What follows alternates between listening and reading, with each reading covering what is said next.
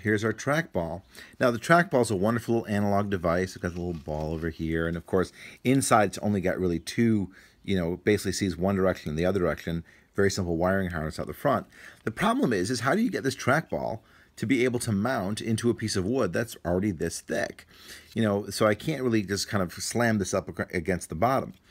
If I had a much larger trackball, I could actually do a wonderful beveled edge, and I could route in the table and do wonderful things like that. But then, of course, the amount of hardware underneath becomes enormous. You start thinking about like an iceberg underneath your table.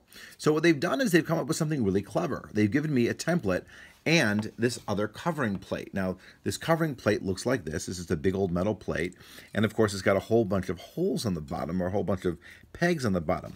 What's nice about this plate is it allows me to take my trackball and put it all the way up against it. Now, that'd be wonderful, except the problem is how do I make it permanent? Well, the cool thing is if I turn it over, I put one screw here and one screw here, and now this unit will mount flush. So how does that work?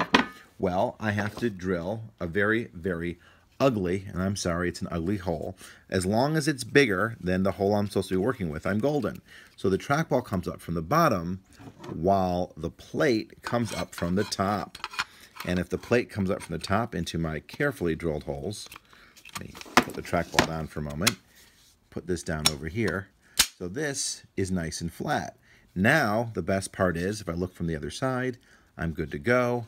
All I got to do is drop my trackball in here, screw it into place, and now my trackball, this gets bolted to the top, this gets bolted to it, and now my trackball is going to be sticking out from the top, and I clear through the wood. So it's a little bit of a system to get it in place, but it doesn't take up an enormous amount of space underneath. It actually is fairly easy to install. And of course, the good news is it left room for me to have my buttons on the one side.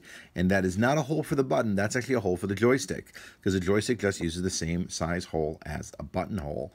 And it's going to kind of drill through the back. So the joystick goes over here. My 3 buttons goes over here. And I've managed to squeeze onto a panel what they said I couldn't squeeze. So there you go. How to install my trackball.